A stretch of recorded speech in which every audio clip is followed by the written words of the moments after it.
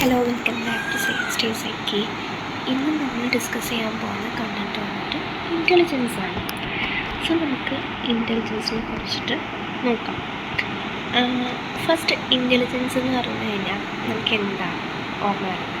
ഭയങ്കര ഒരു ബുദ്ധിയുള്ള ഒരാളല്ലേ, എന്ത് ചോദിച്ചാലും ഉത്തരം അറിയാവുന്ന, അല്ലെങ്കിൽ ഒരുപാട് നോളേജ്, ഒരുപാട് കാര്യങ്ങളെക്കുറിച്ച് അവെയറായിരിക്കുന്ന ഒരാളെയാണ് ഇൻ്റലിജൻസ് എന്ന് പറയുന്നത്.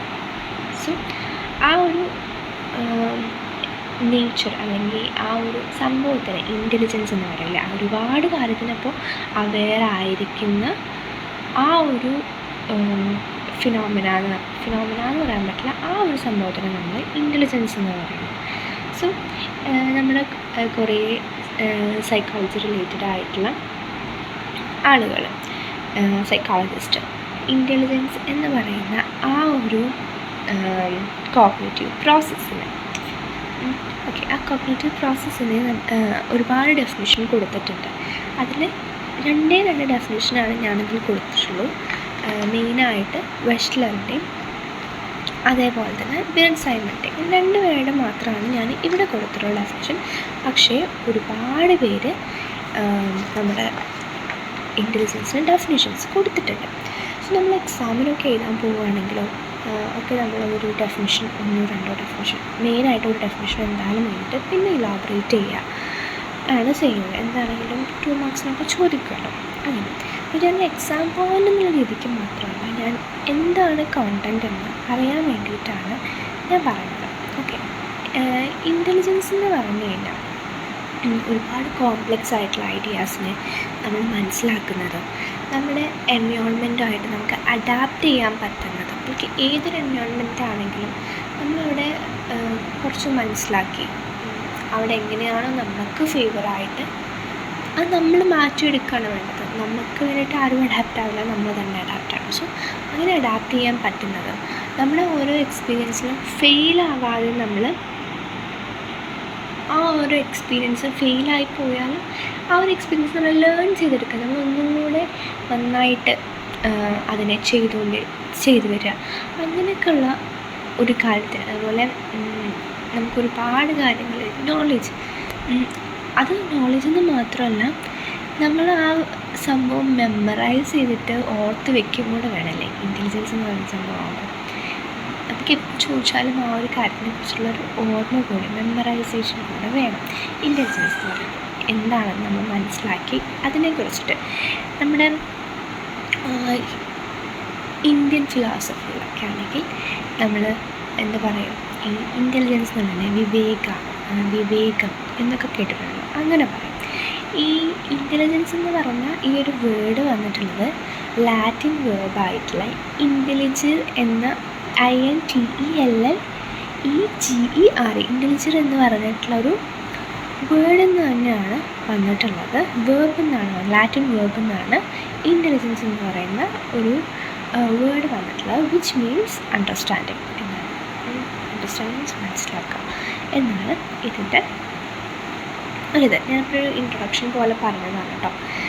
ഇനി വാട്ട് ഈസ് ഇൻ്റലിജൻസ്, അതിൻ്റെ ഡെഫിനിഷൻ നമുക്ക് നോക്കാം. The aggregate or global capacity of the individual to act purposefully, to think rationally and deal effectively with his or her environment.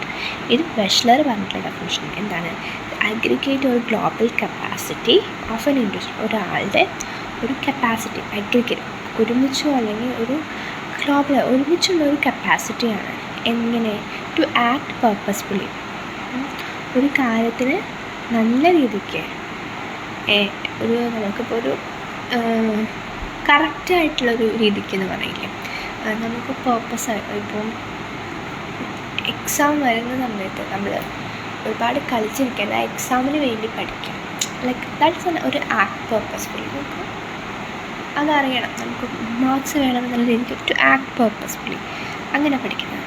To think rationally, എല്ലാ രീതിയിലും ലൈക്ക് റാഷണലായിട്ട് ചിന്തിക്കാം ഒരു കാര്യത്തിന്. ലൈക്ക് ഇപ്പം എന്താ പറയുക, റാഷണലായിട്ട് ചിന്തിക്കുക എന്നറിയില്ലേ, എന്താണോ അതിൻ്റെ ഒരു ഇത്, ആ ഒരു രീതിക്ക്, ഒരു ബയാസ്ഡ് അല്ലാത്ത രീതിക്ക് ഒക്കെ റാഷണലായിട്ട് ചിന്തിക്കുന്നത് ആൻഡ് ഡീൽ ഇഫക്റ്റീവ്ലി, ഒരു കാര്യം നല്ല രീതിക്ക് ഇഫക്റ്റീവായിട്ട് ഡീൽ ചെയ്യാൻ പറ്റുന്ന ആ ഒരു എൻവയോൺമെൻറ്റിൽ with his or her environment is refer to as intelligence എന്നാണ് വെഷ്ലർ പറഞ്ഞിരിക്കുന്നത്.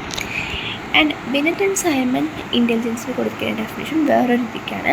The ability to judge well, to understand well and to reason well. ഭയങ്കര സിമ്പിളായിട്ടാണ് കൊടുത്തിരിക്കുന്നത്. എബിലിറ്റി ടു ജഡ്ജ് വെൽ, ഒരു കാര്യത്തിനെ നന്നായിട്ട് ജഡ്ജ് ചെയ്യാൻ, ഒരു കാര്യത്തെ നന്നായിട്ട് മനസ്സിലാക്കാൻ, ഒരു കാര്യത്തെ നന്നായിട്ട് റീസൺ ചെയ്യാൻ പറ്റുന്ന ആ ഒരു എബിലിറ്റിയാണ് ബിനറ്റ് ആൻഡ് സൈമൺ ഇൻ്റലിജൻസ് എന്ന് പറഞ്ഞിരിക്കുന്നത്. ഓക്കെ, ഈ രണ്ട് ഡെഫിനേഷനും ഇതല്ലാണ്ട് വേറെയും ആൾക്കാർ ഇൻ്റലിജൻസിനെ കുറിച്ചിട്ട് പറഞ്ഞിട്ടുണ്ട്. സ്പിയർമാൻ പറഞ്ഞിട്ടുണ്ട്. സ്പിയർമാൻ ഇൻ്റലിജൻസിനെ കുറിച്ചിട്ടുള്ള definition general ability which involves mainly the education of relational correlates. പക്ഷേ ഏറ്റവും കൂടുതൽ നമ്മൾ യൂസ് ചെയ്യുന്ന ഒരു ഡെഫിനേഷൻ എന്ന് പറഞ്ഞു കഴിഞ്ഞാൽ വെഷ്ലറിൻ്റെ ഡെഫിനേഷനാണ്. The aggregate or global capacity of an individual to act purposefully, to think rationally and deal effectively with his or her environment എന്നുള്ള ഈ ഒരു ഡെഫിനേഷനാണ്.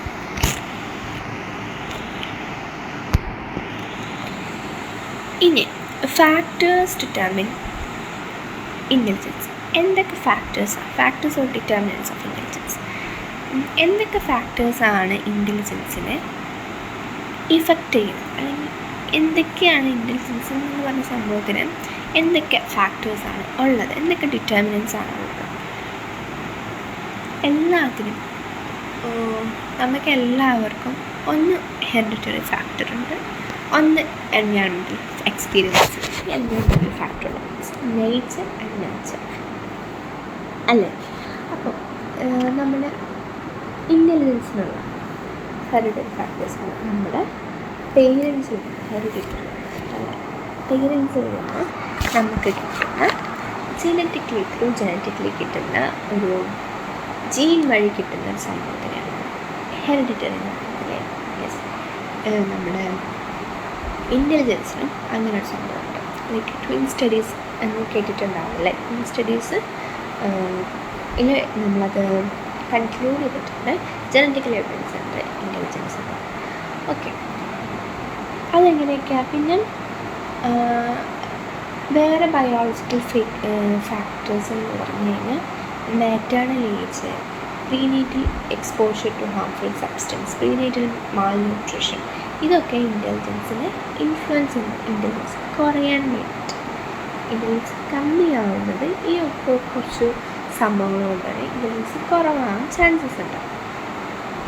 ഓക്കെ, അതല്ലാണ്ട് ത്രൂ ഹെറിഡിറ്റി എന്താണ് നമ്മുടെ ഇൻ്റലിജൻസ് എന്ന് പറയുന്ന സംഭവം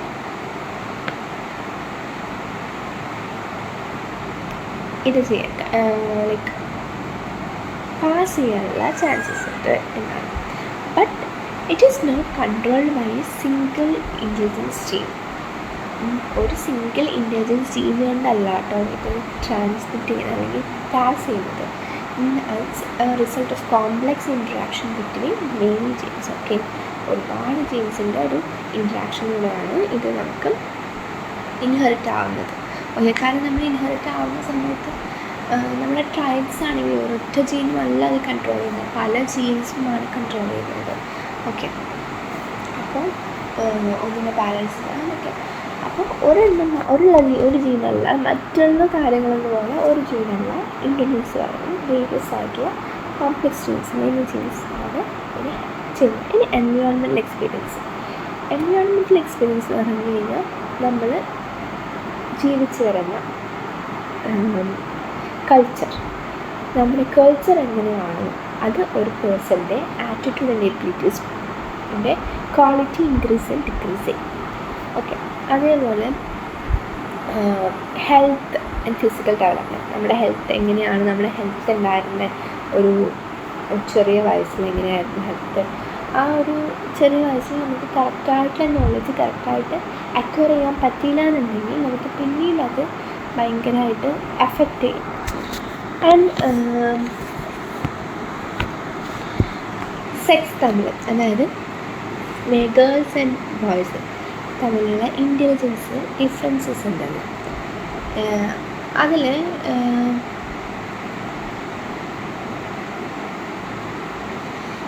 എന്താ പറയുക, നമ്മുടെ ഗേൾസിൻ്റെ ചില ബ്രെയിൻ ഏരിയാസിൻ്റെ ഡിഫറൻസസ് ആണ്. കാരണം ഗേൾസിന് കൂടുതലും ലാംഗ്വേജസ് കൺട്രോൾ ചെയ്യും, ഇങ്ങനെ വൊക്കാബുലറി, ലാംഗ്വേജസ്, അങ്ങനത്തെ സംഭവം ലിംഗ്വിസ്റ്റിക് ആയിട്ടുള്ള ഏരിയാസ് കുറച്ച് ഡോമിനൻ്റ് ആയിരിക്കും. ബട്ട് ഇൻ ബോയ്സ് അവർക്ക് ഇൻ്റലിജൻസ് ഇങ്ങനത്തെ സംഭവങ്ങളെല്ലാം പക്ഷേ കുറച്ചും കൂടി ഇങ്ങനെ മാത്തമാറ്റിക്കലായിട്ട്, ലോജിക്കൽ, റീസണിങ് ആയിട്ട് സംഭവത്തിൽ അവർ കുറച്ച് ഡോമിനൻസ് ആയിരിക്കുമെന്ന് നമ്മുടെ സ്റ്റഡീസ് പറഞ്ഞിട്ടുണ്ട്.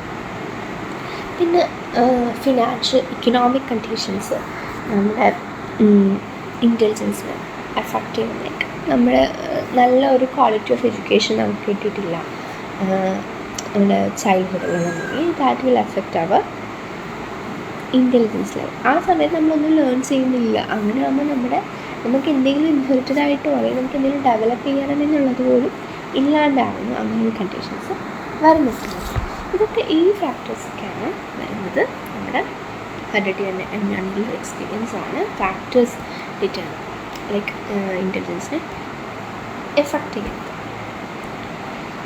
ഇനി നമുക്ക് തിയറീസ് ഓഫ് ഇൻ്റലിജൻസ് എന്തൊക്കെയാണെന്ന് നോക്കാം. നമ്മൾ തിയറീസ് ഓഫ് ഇൻ്റലിജൻസ് എന്തൊക്കെ തിയറിയാണ് പഠിക്കാൻ പോകുന്നത് വെച്ചാൽ, unifactor theory of intelligence, Spearman two factor theory of intelligence, Cattell's fluid and crystallized theory of intelligence, structure of intellect model, Thurston primary mental abilities, Sternberg triarchy theory of intelligence, theory of multiple intelligence, Goldman's theory of emotional intelligence. ഇത്രയും തിയറീസാണ് theories of intelligence അണ്ടറിൽ വരുന്നത്. ഇതൊക്കെ മെയിനായിട്ട് intelligence എന്ന് പറഞ്ഞ concept develop ചെയ്യാൻ വേണ്ടിയിട്ട് ഉപയോഗിക്കുന്ന ഒരുപാട് മെയിനായിട്ടുള്ള തിയറീസാണ്. ഓക്കെ, അപ്പോൾ നമുക്ക് first theory, unique factor theory of intelligence. Unique factor theory of ഇൻ്റലിജൻസിൻ്റെ മെയിൻ പ്രൊപ്പണൻ്റ് വന്നിട്ട് വില്യം സ്റ്റേണൻ, ആൽബർട്ട് ബിനറ്റാണ്. ബിനറ്റൻ സെയിമല്ല, ബിനറ്റും അതുപോലെ വില്യം സ്റ്റേൺ എന്ന് പറയുന്ന ആളുമാണ് unique factor theory of intelligence എന്ന് പറയുന്ന ഈ ഒരു സംഭവം കൊണ്ടുവന്നത്. ഇവർ ഇതിനെ ജനറൽ കപ്പാസിറ്റി തിയറി എന്ന് ഇവിടെ പറഞ്ഞിരുന്നു. ഇൻ്റലിജൻസ് എന്ന് പറഞ്ഞാൽ ഒരാളുടെ ഒരു ജനറലായിട്ടുള്ളൊരു കപ്പാസിറ്റിയാണ്. അവരതിനെ ജി എന്ന് പറഞ്ഞിട്ട്, ജനറൽ കപ്പാസിറ്റി ജി എന്ന് പറഞ്ഞിട്ടായിരുന്നു ലേബൽ ചെയ്തിട്ടുണ്ടായിരുന്നത്.